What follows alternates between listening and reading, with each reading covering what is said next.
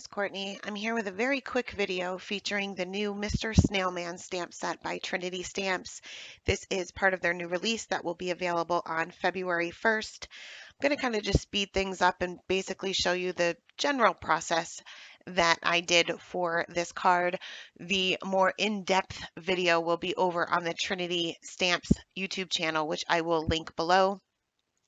I went ahead and stamped out both of my images here using my mask to kind of line up where I wanted these. I wanted to create a little mini scene right on the bottom right corner of my card panel. I'm working on a piece of Nina Solar White and I'm stamping with Blackout ink by Ink on 3. I removed my mask and then went ahead and stamped my images, and then I'll use those same masks that I had previously cut out to line up on my images. I did a little bit of ink blending in the background, again, just kind of focusing on the lower right-hand corner, and I'm going to be using Tumbled Glass and Stormy Sky Distress Oxide inks. I'm using one of the blendability brushes by Trinity Stamps, and I'm just focusing the darkest area being in the lower right and kind of fading that out with the Tumbled Glass, pretty much fading it out to white. Now I have the bottom part masked out because I'm going to color that in with my Copic markers as far as where the grass will be. So once my ink blending was done, I carefully, very carefully removed my mask. Just keep in mind that the Distress Oxides do stay wet longer, so you want to just be super careful so that you don't tear your paper as you're removing those masks. Once that was done, we'll move on to the Copic coloring. And again, I sped this up and kind of skipped through most of the parts. In order to get detailed coloring instructions, head on over to the Trinity channel.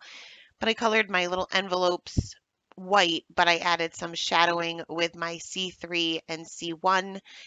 For the little snail shell here, I did add some texture just by using some what they call stippling, I believe, which is basically just little teeny tiny dots, using a variety of E30 markers just to make sure that I still had the dimension as well as the texture or design, I guess it would be, within that snail shell.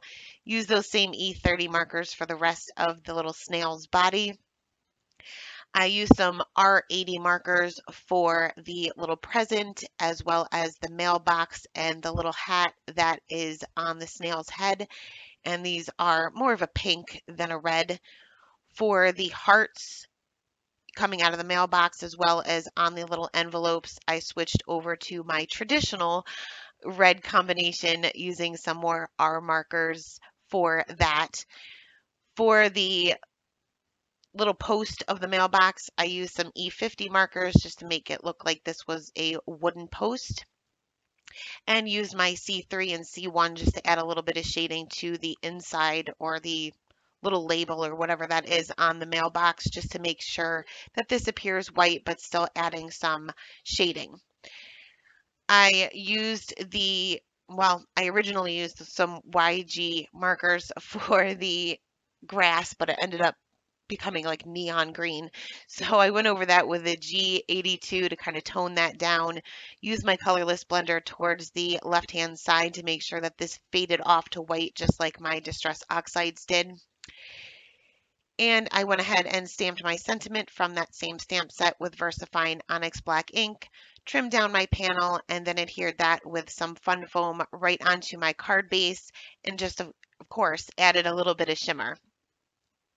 That is the card. Like I said, head on over to the Trinity channel for more information and more of an instructions, I guess I should say. But I am giving away a new Mr. Snailman stamp set as well as some Trinity Stamps embellishments. Just leave a comment below and I will be picking the winner this Saturday. Thank you guys so much for stopping by and have a great day.